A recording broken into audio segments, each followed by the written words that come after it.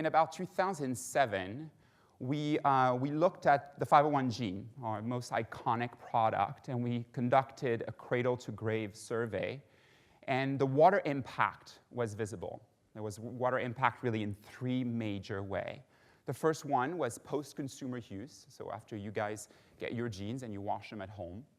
The second was through the manufacturing process.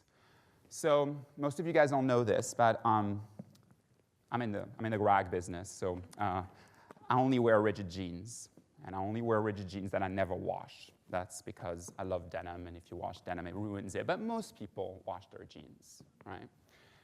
By the time you purchase a pair of jeans, it takes about 45 liters of water to make that jean. So you multiply the number of units that I cannot tell you that we sell a year, multiplied by 45 liters of water. That's a substantial amount of water. So that's the second piece. And then the third piece is really cotton, which is one of the most water-intensive crop that we work with, that anyone works with. So we looked at these three elements and say, how might we reduce the impact that the company is having on water usage? So, how do we do that? So I never went to business school. I actually applied to business school a couple of years ago, Berkeley, Columbia program. They turned me down. So I just said, I'm not going to go to business school. I'm going to continue doing what I'm doing. But one of the things that I go back to always is philosophy. And there is something that Socrates said. All that I know is that I know nothing. Right? So let that detonate for a minute. All that I know is I know nothing. Wow. And I did a 2-year dissertation on that quote. It's a really powerful quote, actually. What it means is that if you approach your life with innocence, with a belief that possibilities are ahead, you can accomplish probably much more than if you just rely on experience.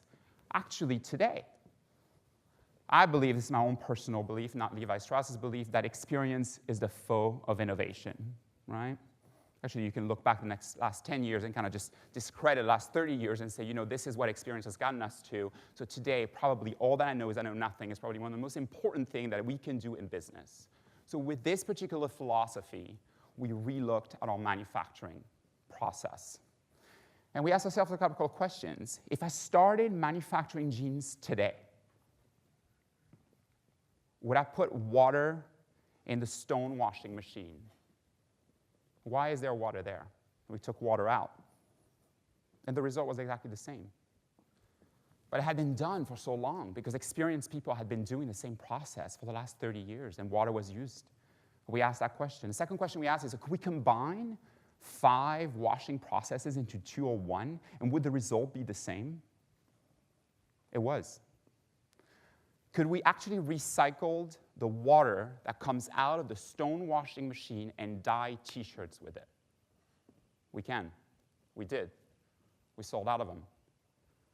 So with that in mind, we looked at the entire manufacturing process and really continued to ask those questions throughout, and were able to start producing jeans with much less water. Anywhere from 28% on some product all the way to almost 100%, 98% on some others. So in spring 2011, we produced 1.6 million units with less water. We saved about 60 million liters of water. And then this fall, we released globally 16 million units produced with less water, which save about 156 million liters of water. And we're now committed to look at the entire manufacturing process and apply that to the entire thing. So I'll roll a video in a minute that will probably highlight some of the key points of this process. One of the things that happened is as we started asking this question, I know that I know nothing, we discovered more and more things. Do we have to use chemicals? Can we use natural dyes? Can we reduce the amount of energy? Actually, oddly enough, as we started producing jeans with less water, about 6 months later, our contractors starting to call us and go, you know what? My power usage is going down. So I'm going to take a little bit of money and I'm going to release some back to you. And so everyone wins, right? So interesting because with an open mind and this constant belief that possibilities is all that lies ahead, we're able to slowly open up like an onion the manufacturing process of a pair of jeans, and in this particular case, impact water consumption in a really, really big way. So I'm gonna roll a video that will explain to you how we did it.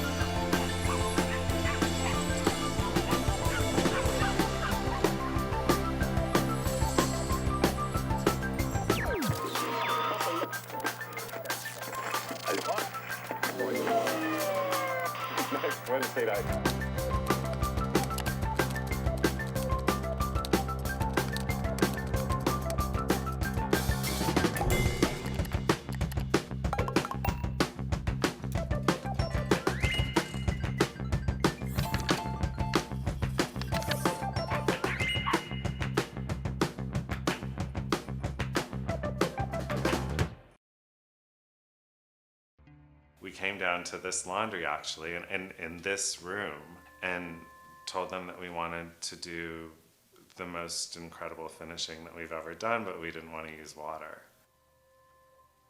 We take the rigid jean and we tack in sort of where we want the key 3D points to be. Creasing behind the knees, creasing in the top block, some stacking down at the bottom hem. We take it over to the resin bath, and the resin will sort of fix these shapes that we've applied into the jean. Once we get it out of the resin, we take it over to the extractor, and it just sort of spins the jean around and pulls out any excess resin. We take that semi-dried but still damp garment and we put it on an articulated bladder, and we sort of reshape in additional 3D and do like a really sort of authentic three-dimensional wear pattern. Then we go and run it through the oven, which takes about 15 minutes. And the creases are set in enough that it'll hold while it goes through the oven and bakes. The whole idea here is that you're layering on these different sort of processes to get all these sort of different subtleties stacked up. Conventionally, all the stone washes that we've done tend to use water. We don't do any water. It's just a big tumbler with a bunch of stones in it. We throw the jean in that, and that does the final abrasive all over the jean. Once it comes out of the dry stone wash machine, we take it over to the ozone machine. The beauty of the ozone machine is that it's very environmentally friendly.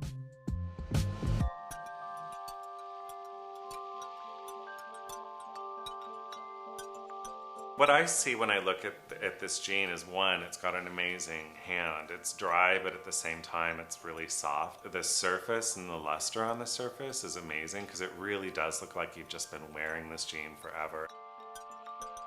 We were trying to solve this problem, but then all of a sudden it just made everything so much better. To change the game and to change the way that we operate and hopefully set an example by constantly increasing the quality and the value of our product, I think that's one of the things that we're supposed to do as Levi's.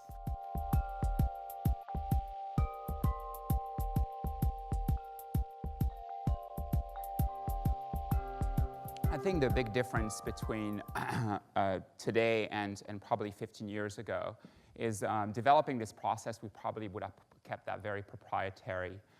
Today, obviously, we share this with the industry throughout. throughout the process, and really inviting others to really join us in ensuring that manufacturing gets altered and that everyone can produce jeans with less water. You know, a question might be, or maybe you're wondering, well, you went to 60 million units, why not the entire production range? I think one of the beliefs I have is that we should never alter the look of a garment to make it sustainable, because unfortunately, if we do that, oftentimes it becomes really niche and it doesn't sell. And when you actually try to blend in profits and principles, you want to ensure that everything we do actually continues to drive volume and money in the company, because Eve doesn't have to worry necessarily about blending that, but I do. So I have to ensure that in order for that to take hold in an organization, it continues to sell. So we are continuing to explore different ways to look at lighter wash jeans or different abrasion techniques that appeal to the consumer, and doing that in a waterless way. And every single season, we're able to expand the reach of our design in much less and less water. So that's why it's a slower process than going with a blanket piece. It's interesting, you know, I'll reflect back on certainly a personal point of view. One thing I didn't tell you, when my mother said quoi, she is a French hippie, my mother. And so she was a single mom, and in the 70s, I was born in 1971, and in the 70s, we went to the co-op, you know, to get our food, and my mother did yoga, and before, you know, in the Bay Area, that's like the coolest thing to do, but in the 70s, that wasn't so cool. And the co-ops were really, really small, and really organic food, which I grew up with, only touched such a tiny point of the population. And then Whole Foods came about and really democratized the way we look at sustainability, actually. And whether you like Whole Foods or not, or you think it's too expensive or not, it really reshaped the way America certainly thinks about organic food.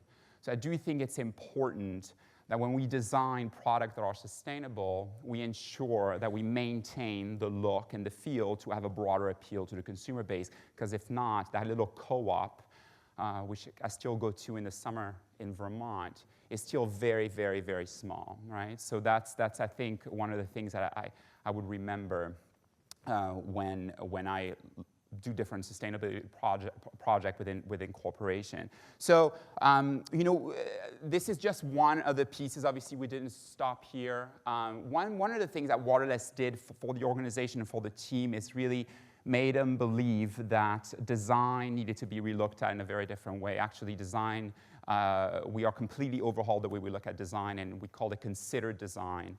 And when I first came on board at Levi's, I talked a lot about design with a purpose, which is rooted in this idea of craftsmanship, which is really, craftsmanship is a word that's overused today, but all that craftsmanship is really ensuring we do things with a purpose in mind, right? So the entire approach of the team, and now beyond design as well, always does it have purpose behind it? And constantly walking that fine line between that principle, purpose, and profits, which is really important for the organization to survive. So the two other things we did, and I briefly will touch on them. First of all, we started an education with our consumers a couple of years ago, really around how to care for your jeans after you have them, to ensure that you use less water as well. You can be as extreme as me and never wash jeans, which, you know, they get to smell after a while, but you just air them out and everything's good. And they look beautiful, you know, because they really get to become part of you. But, you know, I know that's like the co-op piece. It's a really, really small piece, so I understand that is not for everybody. And then the third piece, which is probably the most exciting outside of WaterLess, is really join a consortium called the Better Cotton Initiative, which is a non-profit organization, and we partner with Marks & Spencer's, IKEA, and to really look at cotton growth in a very different way, in a way that's friendly for the environment, but also has a positive impact on the worker and the economies in which it sits. And we're starting to weave a percentage of the cotton within our jeans, right? So you would say, well, okay, what's the percentage? Right now it's pretty low. We have a goal to get 20% by 2015. Why wouldn't you go faster? Because when you constantly balance profits and principles, you can't go too fast, because we would risk raising the price of cotton up because of the amount of production that we have only to supply demand. So we have to be very cautious of how we approach this so the cotton price stays the same and we're actually able to weave it into the garment so we don't pass the cost to the consumer. So there's always this holistic approach to how you look at those type of issues with profits and principles in mind. So in closing, I think one thing you should remember, or I mean, you don't have to remember anything, but I mean, if you want to remember something, Mark Dwight, who is a local entrepreneur, said that humans are the only species that have the power to change the world. And we do, all of us. And I would just encourage you to use that power. I would also encourage you to look at things with fresh eyes. And if you invest yourself in the looking, you can see. Most people just look. Just invest yourself in the looking. And if you do that, you can see. You can see things that experience can't teach you, but innocence can lead you there. So that's what I would remember as you get back into your businesses today, to ensure that you look at everything with fresh eyes and eyes wide open so you can challenge established processes to hopefully have a positive impact in whatever organization you rest. Thank you very much.